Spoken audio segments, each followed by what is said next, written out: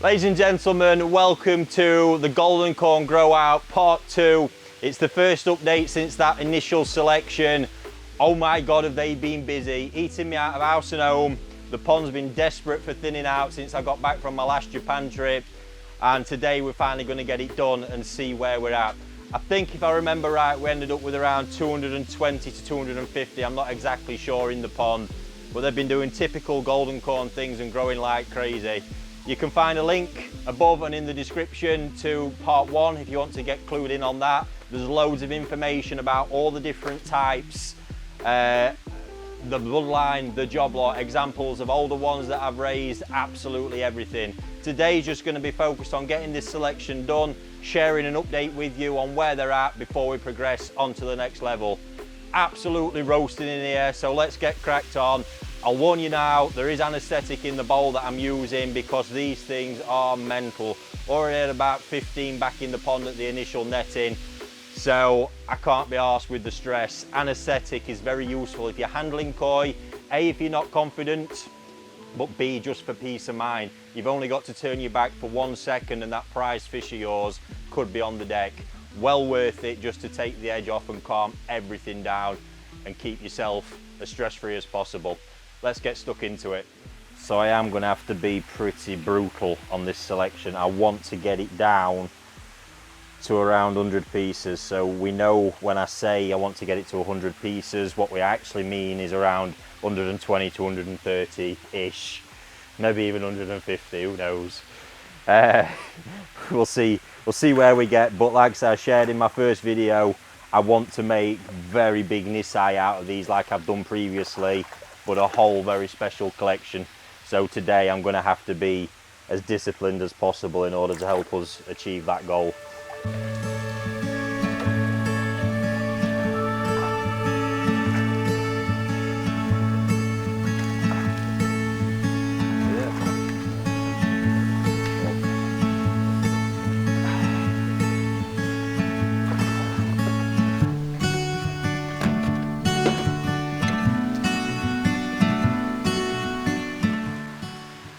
If we remember back to just to recap from the first video, I've got every type of current golden corn in this batch.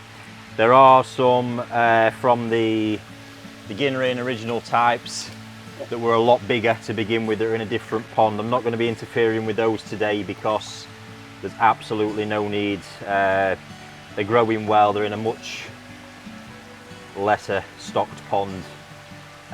So yeah, there's no need for intervention there at the moment. You really see this particular type, the kind of Kimatsuberi type as we've called them, that get this red Kanoko glow through them. If you remember back from the last one, it was really hard to kind of particularly tell where they were at, which is completely normal at that age. So now it's just a case of getting them to this size so I can get a better read on them. So if you've seen, I've been out in Japan recently conducting the spawning of my first parent set out there, and I was lucky to be able to spend some time being trained again on the selection. It just made me recap, or want to recap, and share my general thoughts on it without any of the serious technicalities, in that I think a big misconception with these selections, maybe when I do it and then breeders are doing it, is that at those small sizes, not necessarily this size, but at those small sizes, we know exactly what's going to happen or where the exact quality's at, and that is really not the case. There's a few standout pieces, there always is. I'm talking about when they're at that smaller point, but it really is a case of getting rid of what we really certainly know is no good and making sure we don't throw anything away that could have great potential and value down the line. And then it's a case of getting them to that next size as quickly as possible where we can get a read. Obviously when I get to this point, I can tell just about everything I need to know pretty much, apart from gender accurately. Whereas when I did this before, a lot of it was really looking around the edges, just making sure I didn't throw anything of serious potential out of the pond at that point. Oh, look at that. got serious corn styling going on. Look at that Kanoko. Love it.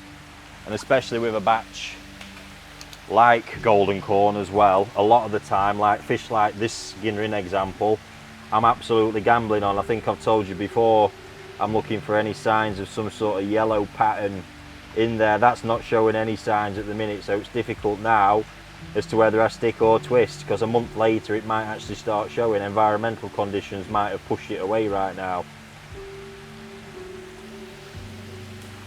And this is why the Japanese and myself here, I do so many selections, because it's just about and keep the ponds generally a lot higher stocked. If we had complete certainty at the earliest stage, we'd be able to really lightly stock and put the absolute most resource behind each of those fish, but unfortunately that's not how it is, that's not how it works.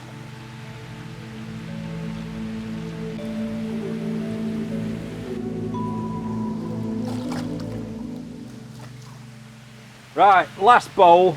Now some of these are fish I've already selected and managed to get out the net. The last thing you need is golden corn in water that's 28 degrees. My God, I'm sick of them. However, look at that. I've come to the conclusion I'm going to have a resort of my proposed ones to go back, because that's higher than where I was hoping to be. Which is good, because obviously it tells me there's plenty of promising prospects. However, I have got to be disciplined with those numbers. So the good news for you guys as well is there's going to be, I mean, the net I've already got to release is looking good anyway, but there's going to be even more good ones piled in there in a minute, just because I'm attempting to be strict with myself. I can actually remember some of these as well. I've just re-netted the pond and being placed into certain nets. Size wise we're looking good. I'm going to have a proper measure in a moment. Look at that Asagi version. Stunning coloration, beautiful amime developing in the back. Yeah, when I netted up the other day, I like to just take a little sample to see how they're doing size wise, and 22 to 28 was the average. I know there's a few in here a bit smaller than that, but yeah, impressive so far. You'll really watch these from this point, providing I can be strict enough. They will absolutely fly after this this next selection. So many different variations in here as well. Really exciting if you are a fan of the variety. It's nice that there's all these different versions and types to enjoy now and watch through. See, for me, I do believe that is all part of the real fun and a lot of the value in these, especially at the earlier stages. And those three, the last three, are just simply too small. There's an element of that to this as well. I told you my goal is I want to raise a collection of around 60 to 65 centimetre Nisai. That's well worthy of keeping, just not big enough. Absolutely stunning. Right, main selection done. Now it's time to reselect the final selection to get the ones that are going back. Before we do that, let's just have a quick look, because it's just right next to us. I'll show you how a couple of those big Nisai examples from last year are doing currently. So here, I can't remember if this is one of the one I showed. This is a real original type Nisai growing through to Sansai. I mean, just look at it. It's not slowed down for 1 minute. It's an absolute monster. This pond it's in is now down to its final sort of 20 pieces, I think it is, and they are making the most of it. Another one, just trying to find it, here it is. This is the white base one with the yellow Kanoko, my favourite type. Oh, it just gets better and better. Even getting some pattern form on the head now as well. What a stunning fish that is. Can't wait to see it by the end of the growing season. Right, so the plan now, what tends to happen during selection, initially with that I was quite tentative because I need to make sure I want to make a certain number. With the kind of Mitsuba type ones especially, I didn't know how strict I needed to be because I want to make sure I maintain enough of them. they're one of the ones in particular I'd like to have as the base of the collection I want to make of Nisai.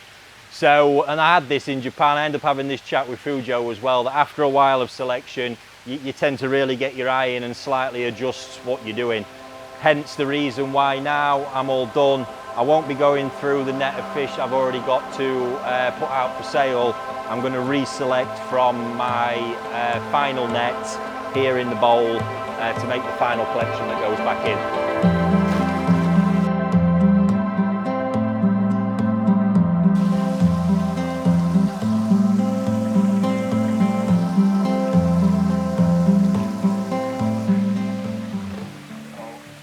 You can see in here, bar a few, I've already really started leveling out the size. A few exceptions on a couple of odd Ginrins and bits like that one. Because even though, yes, obviously you probably hold it back a little bit when it's competing against big slab heads like that one, we'll just see where we get. It's always something that later on, say over winter, I can work on by isolating it and push it on a bit further then. So, but I mean, look at pieces like this. It's so difficult right now, because is that appealing? You tell me in the comments, do you think that fish is appealing right now?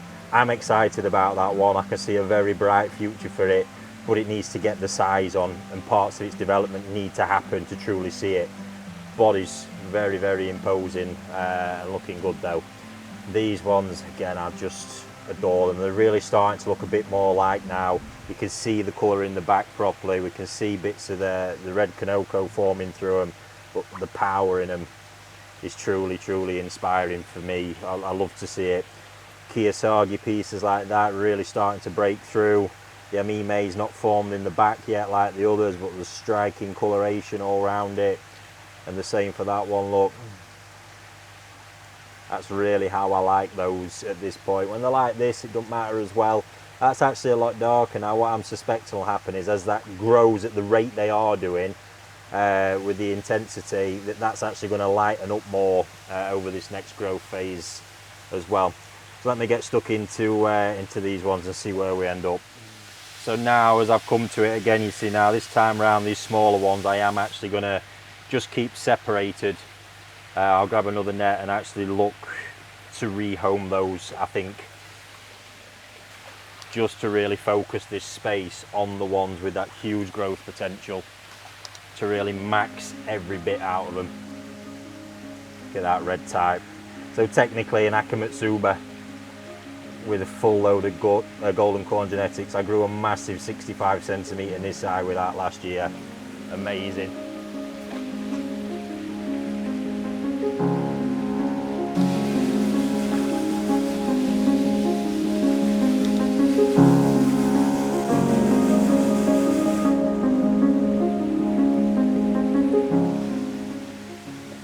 Look at that white type there. Yellow Kanoko. They can sometimes get this kind of greeny colour as well, where there's a bit of early sumi coming up from the Asagi blood and the Amime, but I'm a really big fan of that type. And right now I'm really happy, look at that, with the Kanoko forming. See, pieces like this can really pull everything out as they get bigger over this next phase. Everything's quite compact at the moment, but we can see that potential for the Kanoko look. And that again is actually a white type, white base with the yellow Kanoko. Another one. Doesn't look all too inspiring right now, but trust me, it'll get there. Ginrin, white type, yellow Kanoko. I think this is a big thing with selection, that maybe when people watching this might mistake, is that even with varieties like this, you know, that I know, or breeders know exactly what's on the road ahead. Not the case at all. This is why you keep the fish and you do the selection and you grow them to the next stage. It's because at every next stage the roadmap becomes clearer. The real skill and in order, this is really important for me as a dealer and breeders, is obviously we need the valuable pieces out of this at the end, because if we've invested in growing a batch of these and it all turned to shit, it would be a serious waste of money. So we need to make sure, just basically every selection, we don't throw away anything of real big future value. And when I say throw away, just reject to or move on, whatever you want to call it. See, like this, look, this is what I love about golden corn.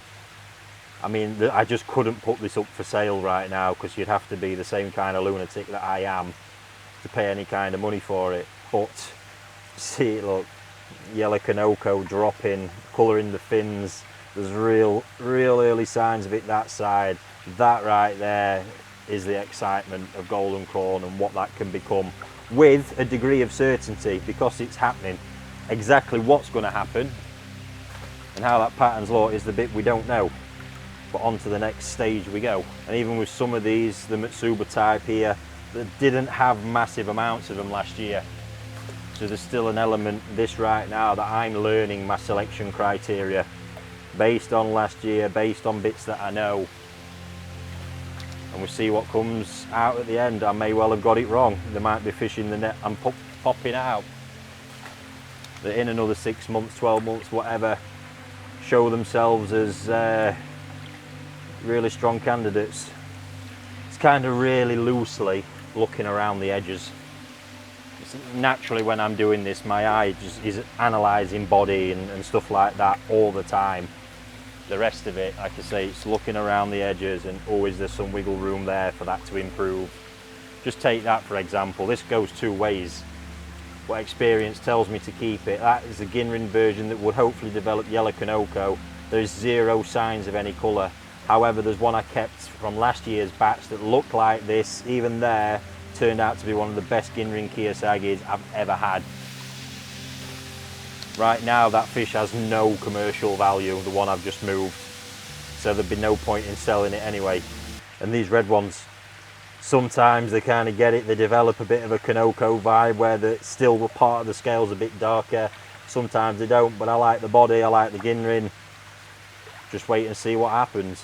So right here we have the absolute uncontested #1 fish of the ponds. Right now, Ginrin example with yellow Kanoko. It is stunning. Just look at it. Body, everything checks out, and it is crushing it with colour, the pattern, the Kanoko. Just amazing when something like that comes through. And this is the end goal. There's fish in there that could do that look nothing like that right now. But just take a moment. If you're not inspired by this, I definitely think golden corn is not for you. It's a stunning example. And hopefully now, if that growing at some kind of rate will just continue to kind of pull all that apart. And as a Nisai, it's just going to look out of this world. Super happy to have a find like that in the pond. Right, so I'm at 117. This is the last lot. I'm drawing a line at 125. So, nice Ginrin example there. Look, Kanoko starting to blitz through on that. That's a definite. Oh, now it gets tricky. Always going to take Ginrin are scarce. So that one looks like it's making moves. We'll go with that. And again, I can see signs of yellow Kanoko in that one, so 100%. Last 5, crikey. The decisions I have to make. It looks like it's doing some cool stuff with the Kanoko.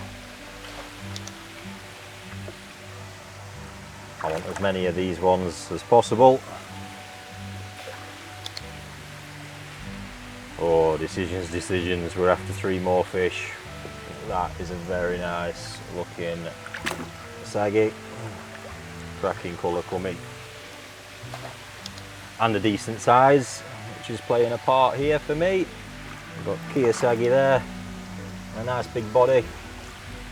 I'm going to go with that. I think that's a bit hard to ignore, look. Wowzers.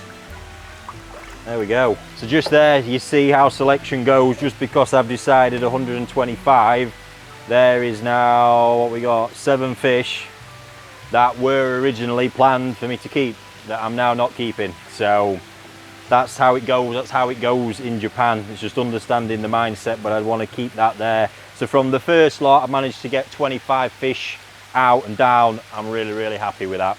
Right, these have been the most giant pain in the arse. I've spent 15 minutes again Recatching stuff that's got through the tiniest of holes. Anyway, last part now. I've got everything here. I'm going to have one more recount before they go back in.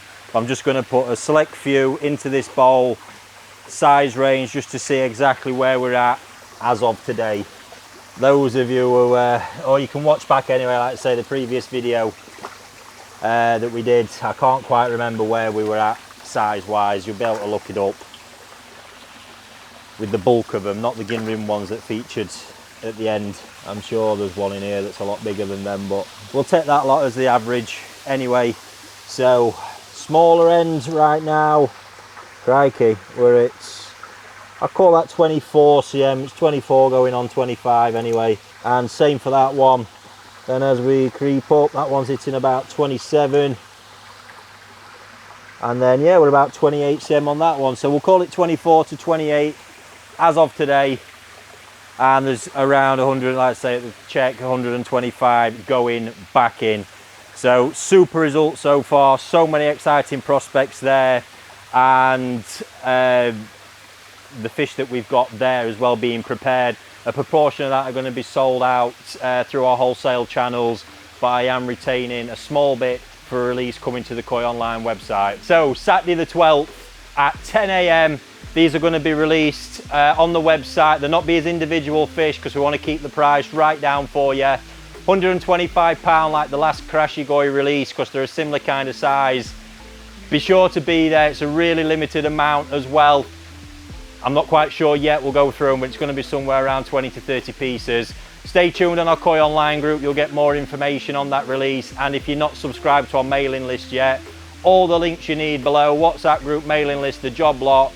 Get yourself in, yeah, you'll be the first to know about any releases we've got coming. Thanks for watching, and I look forward to sharing the next part with you very soon.